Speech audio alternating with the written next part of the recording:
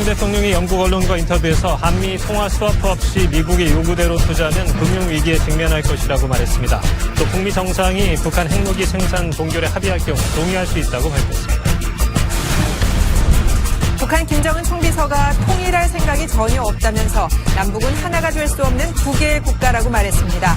트럼프 대통령에 대해서는 좋은 추억을 갖고 있다며 비핵화를 털어버리면 마주 서지 못할 이유가 없다며 대화 여지를 남겼습니다. 한학자 정일규 총재 구속심사가 오늘 오후 서울중앙지법에서 열립니다. 한 총재는 권성동 의원에게 불법 정치자금 1억 원을 주고 건진법사를 통해 김건희 여사에게 다이아몬드 목걸이와 명품백을 건네며 교단 현안을 청탁한 혐의를 받고 있습니다. KT의 휴대전화 소액 결제 피해가 서울 서초구와 동작구, 고양시, 일산 등에서도 있었던 것으로 추가 확인됐습니다. 정부는 긴급 대책회의를 열어 문제가 있는지 점검하고 분명하게 책임을 묻겠다고 밝혔습니다.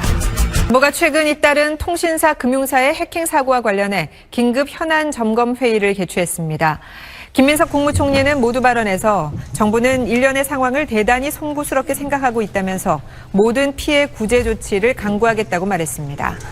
김 총리는 사업자의 보안관리 체계상 미흡한 점은 없는지 철저히 조사하는 한편 일각에서 제기된 은폐 축소 의혹에 대해서도 문제가 없는지 밝히고 문제가 있다면 분명히 책임을 묻겠다고 강조했습니다.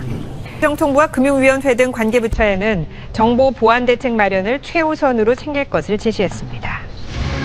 2차 민상회복 수비 쿠폰 신청이 오늘 시작됐습니다. 1차 때와 달리 이번엔 소득과 재산이 많은 상위 10%를 제외하고 국민 90%에게 1인당 10만 원씩 지급됩니다.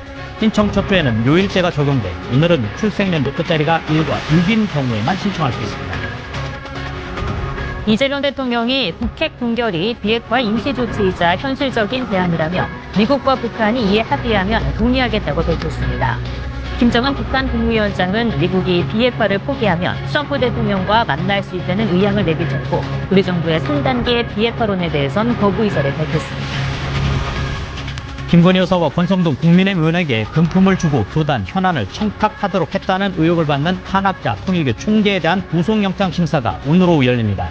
내란 특검은 심우정권 검찰총장을 상대로 윤석열 전 대통령의 구속 취소 당시 즉시 항고를 포기한 경위에 대해 17시간이 넘는 고강도 조사를 벌였습니다. 더불어민주당이 이른바 조희대 한덕수 회동설과 관련해 특검 수사로 진위를 가리자고 주장한 가운데 국민의힘은 증거로 제시된 녹취 파일이 조작됐다며 민주당 서영교, 구승찬 의원을 건설에 고발하기로 했습니다.